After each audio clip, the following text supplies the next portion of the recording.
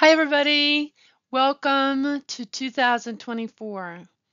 I know that this probably doesn't feel like a new year considering everything that's going on, but a new year it is, and you have an opportunity to make it the best year yet.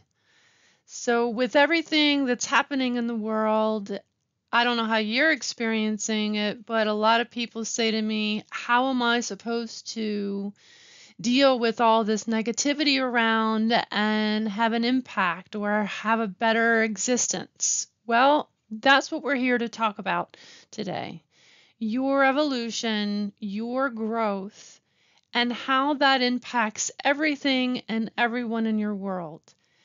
I'm here to tell you that everything that you do to improve your life, to have a more growth filled, a more uplifting existence, ripples out like a pebble thrown into a pond to everyone and everything in your world.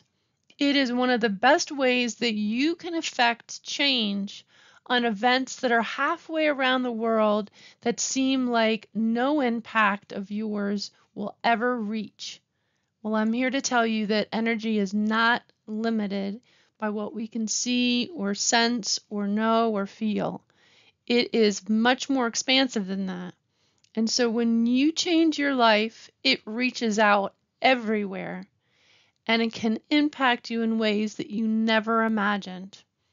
And when we think about goals, as we often do when the turn of the year comes, we often think about the goals that are easily measured or things that might be more appearance based.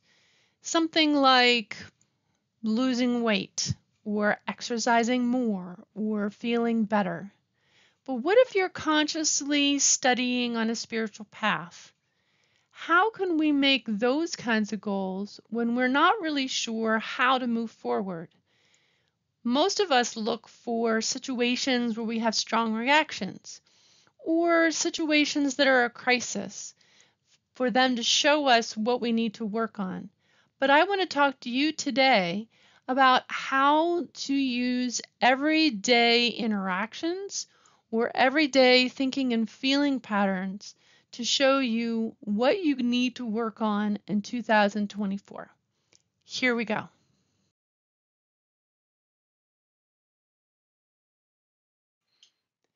Welcome to Growing with Intention. As I said in the previous slide, this is about using what's in our life overtly and covertly to figure out how that can lead us to growth.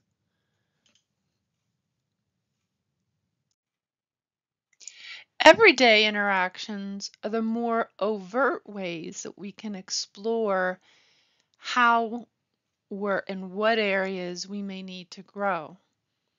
Our thoughts about those interactions, the emotions that we have in them, before them, after them, the reactions and the responses, our behaviors within and around the interactions, and our somatic climate. Maybe we don't say anything. Maybe our brain freezes up. Maybe our stomach feels tense or our body feels uncomfortable. These are the somatic ways our body responds to the interaction. We can look at all of these pieces to tell us something about how we may need to grow. Maybe our emotions are out of check. Maybe we're getting triggered too much. Or maybe the trigger is leading to a sense of shutdown or a need to withdraw that can damage the relationship.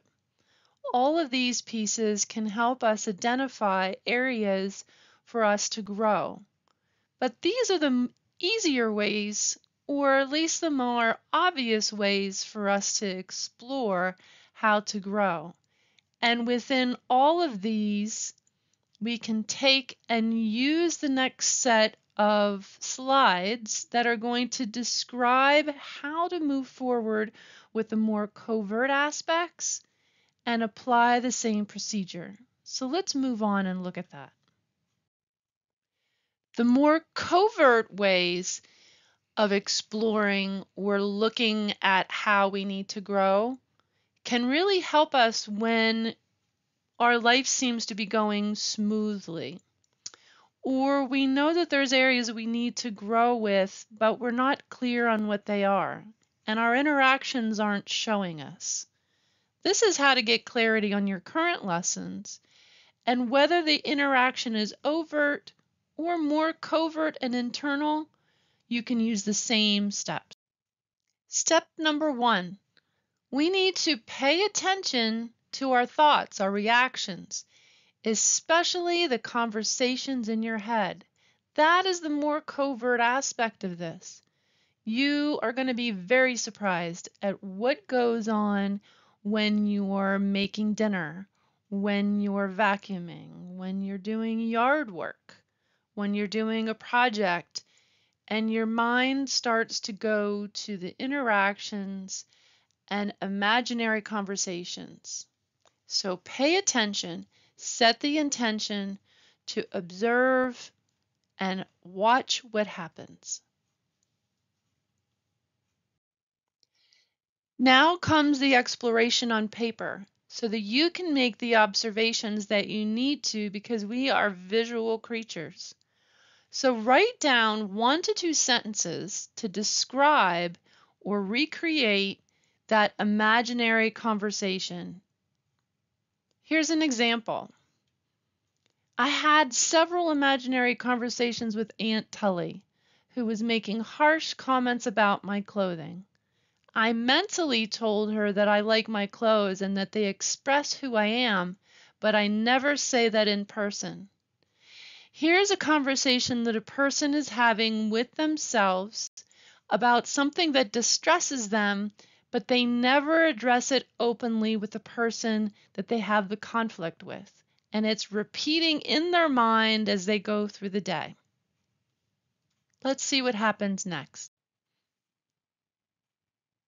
Now on your paper, list 1 or 2 words to describe that mental interaction, the conversation you were having in your head. What thoughts and accompanying feelings were you having?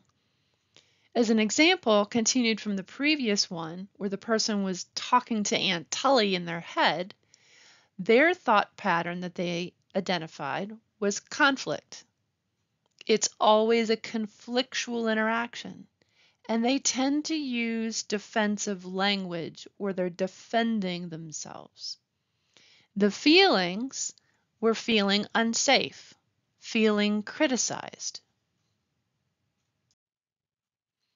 Now, after you write down a list of these interactions, these conversations that you're having with yourself, or even conversations that you've had with other people if you're applying the more overt aspects of interactions and communications.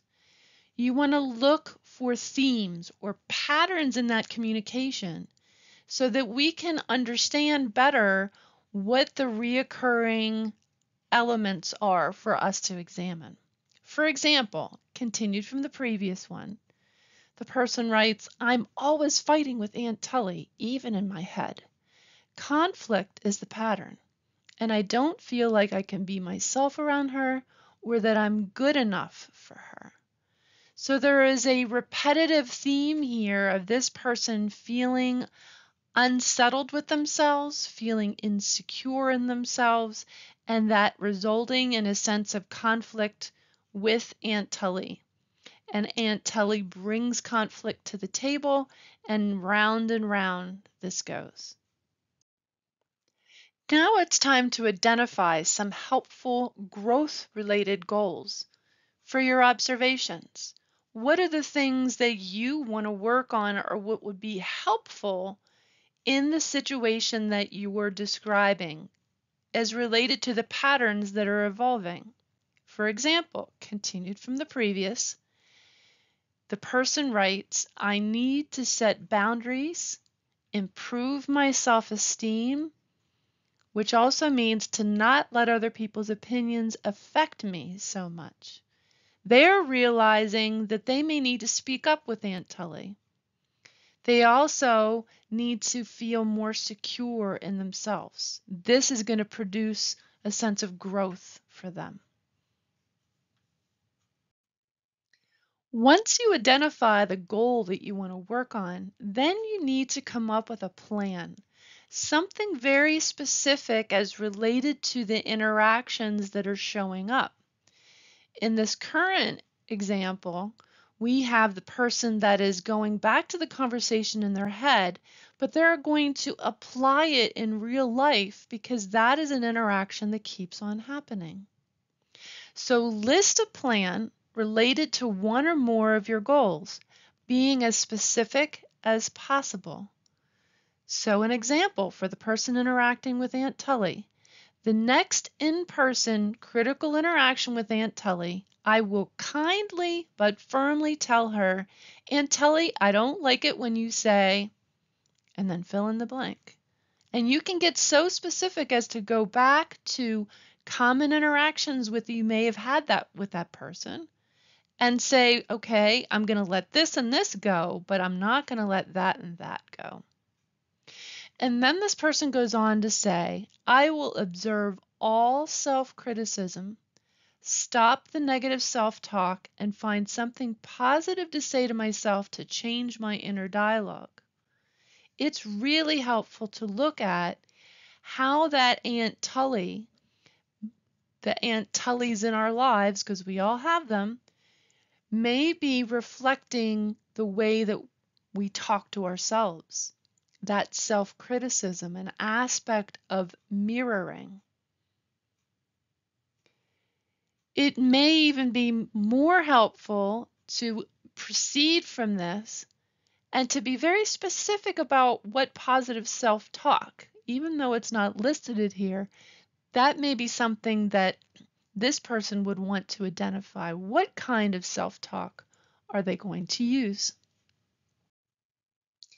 So as you can see, this is going to cover a whole realm of kind of interactions that we may have with ourselves, as those covert or more covert internal interactions or the ones in our world. What kind of themes might show up? This is a list of the common themes for growth. Judgment is often a very big one, where as humans, we are very prone to judge. Things like anger and resentment, intolerance for others if our opinions don't align with one another or our beliefs, a lack of understanding, not being able to step into somebody's shoes, arrogance, overinflating our own values, our own abilities, who we see ourselves as being as a person. Fear.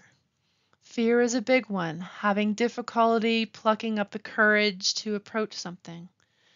Or becoming stuck in appearances. This can be on a physical level, but it can also be on more of the spiritual level where it's really hard for us to look past how a person behaves or interacts or presents themselves on a whole to where we can't see any good in them. We can't see the spirit of them or witness that higher aspect of source in them. And it causes a lot of conflict and a lot of turmoil in the interaction, whether it's internal or external. So there you have it. There's some steps. Here's the overview of growth in 2024. All the steps that we did in the individual slides condensed into one slide of paying attention, observe your interactions, write down one or two sentences to describe that, record one or two words to identify the thoughts and emotions that you're experiencing with each interaction, note the theme of the interaction, which is that pattern then across multiple interactions, and then devise a growth-related goal, set forth a specific plan, and execute it. And be sure to check in on your progress, acknowledge it, see where you've made improvements. That'll also help you see where you need to go next. That concludes this short video on setting your intentions around growth for 2024 and the steps to help you begin to achieve that. I hope you have a blessed and beautiful and peaceful 2024.